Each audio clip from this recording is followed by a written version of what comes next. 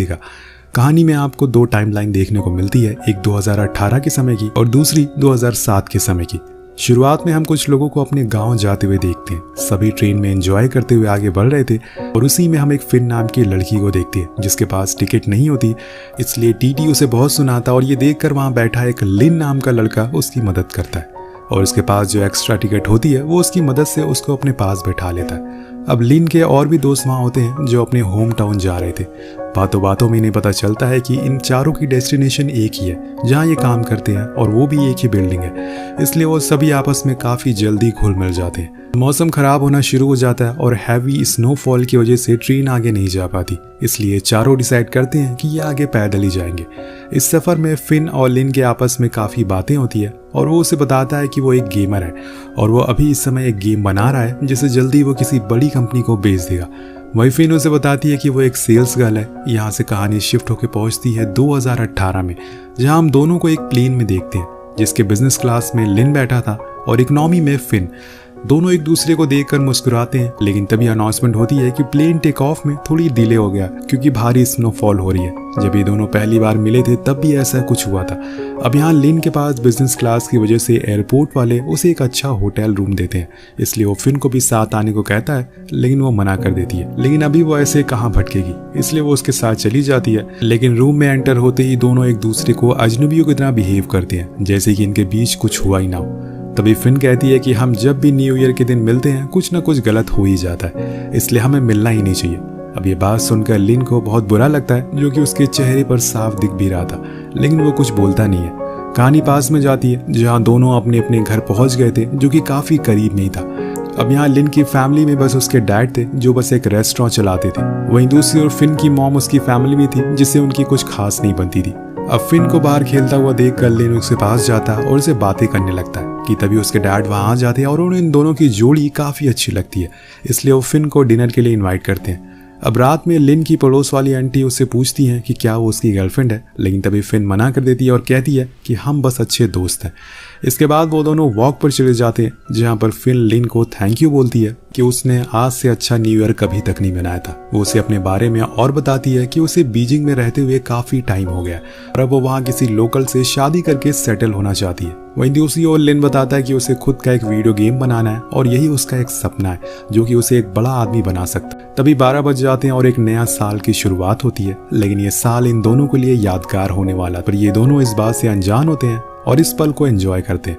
अब कुछ समय के बाद दोनों वापस बीजिंग आ जाते हैं, लेकिन यहाँ पर फिन की फाइनेंशियल कंडीशन कुछ खास नहीं होती। वो छोटे मोटे काम करके अपना खर्चा चलाती थी। वहीं लिन अभी अभी ग्रेजुएट हुआ था, तो वो अपने दोस्तों के साथ मिलकर एक रेंटेड वीडियो गेम की शॉप चलाता था। वे एक दिन बार में ये तीनों बैठे होते हैं कि तभी वहाँ पर फिन आ जाती है, जिसके साथ एक आदमी भी होता है। वो उसे सभी को अपना बॉयफ्रेंड कहकर इंट्रोड्यूस करवाती है, लेकिन ये बात लिन को अच्छी नहीं लगती। वो आदमी फिन से एज में बहुत बड़ा होता है। उसने सिर्फ पैसों के लिए ही उसे बॉयफ्रेंड बनाया था। खैर लिन उसे कुछ नहीं कहता, लेकिन कुछ देर बाद वो इतना पी लेता है कि उसे चला नहीं जाता, इसलिए वो दोनों उस आदमी को छोड़ने के लिए जाते हैं, जहाँ पर लिन उसे कहता है कि ये तो तुम्हारे पापा की एज का है और ऐसे में तुमने इसे अपना बॉयफ्रेंड क्यों बना लिया। तो वो कहती है कि इसके पास एक सरकारी जॉब है और अपना घर भी है और यही काफ़ी है मेरे लिए। ये बात लिन को बहुत ही अजीब लगती है कि फिन का लाइफ का जीने का तरीका बहुत ही अलग था। अब अगले दिन लिन का दोस्त उसे बताता है कि वो ये काम छोड़कर जा रहा है क्योंकि उसके डैड ने उसके लिए एक अच्छी जॉब ढूंढ ली है। अब यहाँ वो कुछ नहीं कर सकता, लेकिन एक बार जाने से पहले लिन उसे रोकता है और समझाता है कि कुछ दिन ठहर जाओ, हम ये गेम बना लेंगे, इसके बाद हमारे पास बहुत पैसे आ जाएंगे। लेकिन वो उसकी बात को ठुकरा देता है क्योंकि उसे अपनी दोस्तों पर यकीन नहीं था कि वो आगे जाकर ऐसा कुछ कर पाएंगे। अब घर आने पर लिन के पास फिन का कॉल आता है, जो उसे बताती है कि अब उसे रहने के लिए कोई घर नहीं है क्योंकि उसके बॉयफ्रेंड के साथ उसका ब्रेकअप हो गया।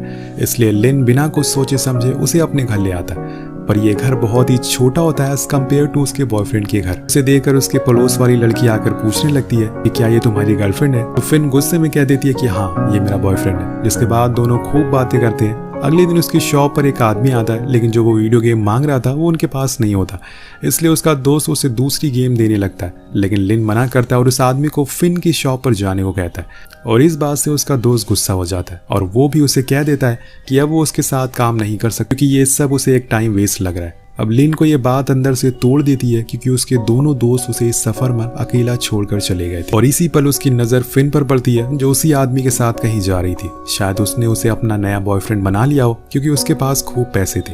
अब लिन को ये देखकर एक बारी तो फिन पर बहुत गुस्सा आता है, लेकिन वो कुछ कहता नहीं है। घर आने के बाद वो फिन को अपना बेड दे देता और खुद जमीन पर सो जाता है। यहाँ फिन उसे पूछती है कि क्या वो उसे पसंद करने लगा है, लेकिन वो मना कर देता है जिससे वो उसे तंग करना शुरू कर देती है। अब यहाँ पे दोस्तों के जाने के बाद लिन की हालत कुछ ठीक नहीं थी, इसलिए वो अडल्ट मैगजीन बेचना शुरू कर देता है और दूसरे काम करने लगता है। तभी वहाँ फिन आती है जिसने विग लगा रखी थी। अब वजह पूछने पर वो बताती है कि उसके नए बॉयफ्रेंड ने ये उसे दिया है और कहा है कि ये हमेशा लगाए रखे।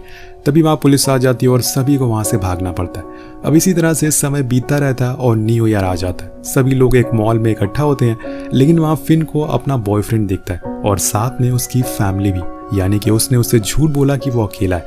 ये जानकर वो इमोशनल हो जाती है और रोने लगती है। मतलब वो जिसके साथ भी जाती है वो उसे अकेला छोड़कर चला जाता है, लेकिन लिन उसे संभालता है और घर ले आता है। अब यहाँ दोनों उस रात बहुत ड्रिंक करते हैं और दिल खोल कर बातें करते हैं। लिन कहता है कि हमें किसी से फर्क नहीं पड़ता है और एक दिन हम देखना जरूर अमीर बनेंगे, तब हमारे पास बहुत सारे पैसे होंगे, बहुत सारे घर होंगे। और दोनों इस टाइम बहुत खुश थे और यहाँ पहली बार वो इंटीमेट होते हैं।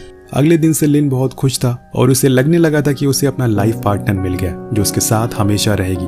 लेकिन जब वो घर आता है तो देखता है कि वहां पर फिन नहीं है, वो तो कब का जा चुकी है। और ये देखकर उसके गुस्से का बांध टूट चुका था, इसलिए वो पूरा दिन उसे फोन करता रहता है और वो जाकर शाम को उसका फोन उठाती है। फोन उठाते ही वो उसे खूब सुनाता है कि तुमने खुद को क्या समझ रखा है, जब तुम्हारा मन कहता है तुम घर में आ जाती हो और फिर चली जाती हो। पर फिन उसे यही कहती है कि क्या वो बस दोस्त बन के रह सकते, तुमने भी मुझसे पहले यही कहा था कि हम दोस्त हैं। अब ये सुनकर लिन बिल्कुल शांत हो जाता है। अब यहाँ से कहानी प्रेजेंट में आती है जहाँ हम दोनों को एक साथ में रूम में देखते हैं। दोनों एक दूसरे की पास्ट की बातों पर खूब हंस रहे थे, लेकिन फिन पूछती है कि क्या तुम उस दिन पहली बार इंटीमेट हुए थे।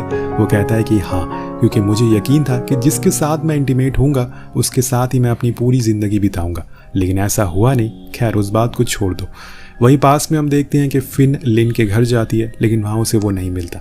आसपास वाले से पूछने पर पता चलता है कि उसे एडल्ट फिल्में सेल करने के चक्कर में जेल हो गई है, इसलिए वो अपने होम टाउन चली जाती है जहाँ पर लिन के डैड उसे मिलते हैं और उसे लिन के बारे में पूछते हैं। तो वो कहती है कि उसके बॉस ने उसे छुट्टी नहीं दी, इसलिए वो यहाँ पर आ नहीं पाया। अब वो उन्हें जेल जाने के बारे में उसे कुछ नहीं बताती क्योंकि वो पहले से बहुत परेशान थे और उनकी बातें जानकर वो और परेशान हो जाते।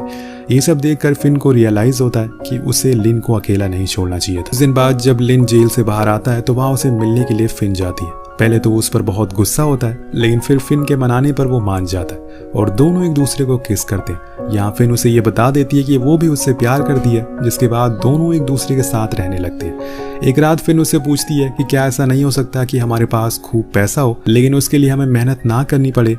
तो वो कहता है कि अगर ऐसा पैसा हमारे पास आ गया तो हम उसकी वैल्यू को समझ नहीं पाएंगे। इसके बाद लिन उसे अपने गेम के बारे में बताता है जिसमें लड़के का नाम एलन है और लड़की का नाम कैली। लेकिन एक दिन कैली को कुछ एलियन उठाकर ले जाते हैं। तभी फिन कहती है कि अगर ये दोनों आखिर में नहीं मिले तो क्या होगा। इसके जवाब में लिन कहता है कि फिर लड़के की जिंदगी कलरलेस हो जाएगी। ऐसा ही हमें प्रेजेंट में देखने को मिलता है कि जैसे कि अभी के समय में लिन की लाइफ हो गई है। कहानी प्रेजेंट में आती है जहाँ हमें पता चलता है कि लिन की शादी हो गई है और उसका बेटा उसे वीडियो कॉल करता है ताकि वो उसे अपना रूम दिखा सके। तो यहाँ फिन रूम से बाहर चली जाती है। अब लिन कॉल रखने के बाद देखता है कि फिन अकेले बाहर खड़ी हुई है। वो उसके पास जाता है और दोनों एक वॉक पर जाते हैं। यहाँ पर लिन उसे उसके काम के बारे में पूछता है तो वो हर बारी बात को घुमा देती है, लेकिन वो समझ जाता है कि वो अभी भी सेल्स गर्ल की जॉब कर रही है। लेकिन यहाँ लिन ने अपनी लाइफ में बहुत कुछ हासिल कर लिया है। कहानी फिर से पास में जाती है और यहाँ दोनों अपने अपने कामों में लग जाते हैं। दोनों अलग अलग जॉब कर रहे थे और जिंदगी में खुश थे। लेकिन एक दिन फिन कहती है कि अगर हम कभी अलग हुए तो उसके बाद कभी नहीं मिलेंगे। तो लिन वादा करता है कि वो कभी अलग नहीं होंगे। अब कहानी 2009 में पहुंचती है जहां पर हम दोनों को एक कार में देखते हैं। ये अब अपने होम टाउन जा रहे हैं। दरअसल लिन ने ये कार रेंट पर ली है ताकि वो वहां जाकर अपने दोस्तों को बता सके कि वो अच्छे पैसे कमा रहा है। लेकिन वहां पर इसका उल्टा हो जाता है। सभी को पता चल जाता है कि वो अभी भी गेम बना रहा है और गरीबी है, जिससे कि उसे बहुत बुरा लगता है। और अगले दिन उसके डैड उसे समझाते हैं कि जो तुम हो वही दिखाने की कोशिश करो, ना कि कुछ और। लेकिन वो उन पर ही गुस्सा कर देता है और वहां से अपने घर आ जाता है। अब बीच रास्ते में फिन उसे समझाती है कि लाइफ में ज़्यादा पैसा कमाना ही सब कुछ नहीं होता। हम साथ हैं, खुश है ना, यही लाइफ है। और हम साथ में शादी भी कर लेंगे। लेकिन वो इस बात को गलत वे में ले लेता है और उस पर ही चिल्लाना शुरू कर देता है। अब दोनों घर आ जाते हैं, लेकिन यहाँ पे लिन अपनी कॉल सेंटर वाली जॉब पर एक कस्टमर को बुरा भला सुना देता है, जिसके बाद वो उसके ऑफिस आकर उसे भी सुनाता है। उसका बर्ताव अब पहले जैसा नहीं रहा था, वो पूरी तरह से बदल चुका था। एक्चुअल में उसे डर सताने लगा था कि कहीं वो ये गेम ना बना पाए और उसकी लाइफ इस गरीबी में ही ना गुजर जाए। और ये सब फिन भी देख रही थी। एक दिन जब वो दोनों साथ बैठकर कुछ खा रहे होते तो वहां पर लिन साइड वाले लड़कों से लड़ाई कर लेता है और धीरे धीरे करके रेंट भी उसका बढ़ता जा रहा था, जो कि लिन दे नहीं पा रहा था। एक दिन उसके लैंडलॉर्ड का फोन आता है और घर को खाली करने के लिए कहता है। तभी उसके डैड का भी कॉल आता है और वो उसे पूछते हैं कि तुम इस बारी न्यू ईयर पर घर नहीं आ रहे हो। वो कहता है कि इस बारी मैं न्यू ईयर सेलिब्रेट यहीं करूंगा, इसी शहर में। लेकिन वहीं दूसरी ओर फिन के हाथों में हम घर जाने का टिकट देखते हैं। अब यहाँ पर लिन की लाइफ पूरी तरह से बदल चुकी थी। वो पूरा दिन गेम खेलता रहता था और लिन से उसकी दूरी बढ़ती जा रही थी। इसीलिए एक दिन फिन लिन के करीब जाकर बोलती है कि अब हम कभी नहीं मिलेंगे। अब यहाँ उसने हेडफोन लगा रखे थे, जिस वजह से वो उसकी कही हुई बात को सुन नहीं पाता। लेकिन जब वो पीछे मुड़कर देखता है तो वहाँ फिन नहीं होती। वो भागते हुए रेलवे स्टेशन जाता है और वहाँ फिन को ट्रेन के अंदर खड़ा पाता है। अब फिन यहाँ पर उसे बस देखती रहती है, लेकिन कोई जवाब नहीं देती और उसकी आंखों के सामने ही वो ट्रेन चली जाती है और लिन उसे रोकता नहीं है। वो चुपचाप वहाँ खड़ा रहता है। अब कहानी प्रेजेंट में आती है और दोनों एक दूसरे को देख रहे थे। तभी फिन कहती है कि अगर तुम मुझे उस दिन रोक लेते तो मैं तुम्हारी जिंदगी भर साथ देती। तो लिन बोलता है कि आज मेरे पास सब कुछ है सिवाय तुम्हारे। अगर तुम उस दिन ना गई होती तो आज तुम भी मेरे साथ होती। फिन कहती है कि लेकिन शायद तुम आज अमीर ना होते अगर मैं उस दिन ना गई होती। अब इसके बाद दोनों होटल आ जाते हैं, जहाँ पर लिन एक जानने वाले को देख लेता है, जिस वजह से वो फिन का हाथ छोड़ देता है। अब यहाँ से दोनों एक रेंट की कार लेते हैं और अपने पुराने दिनों को याद करते हुए घर के लिए निकल जाते हैं। लेकिन यहाँ लिन आखिरकार कह देता है कि वो उसे बहुत मिस करता है और फिन भी यही कहती है कि तुमने मुझे क्यों छोड़ा। वो दोनों एक दूसरे को देखकर रोने लगते हैं और गले से लगा लेते हैं। उधर कहानी पास में पहुंचती है, जहां पर अब फिन के जाने के बाद लिन को ऐसा लगने लगा था कि मानो वो पूरी तरह से अकेला हो चुका है। उसके दोस्त, उसका प्यार, सब कुछ उसे छोड़कर चले गए। लेकिन इसी बात को वो फायदे की तरह यूज करने वाला था, क्योंकि जब किसी के पास खोने के लिए कुछ नहीं होता वो किसी बात से नहीं डरता।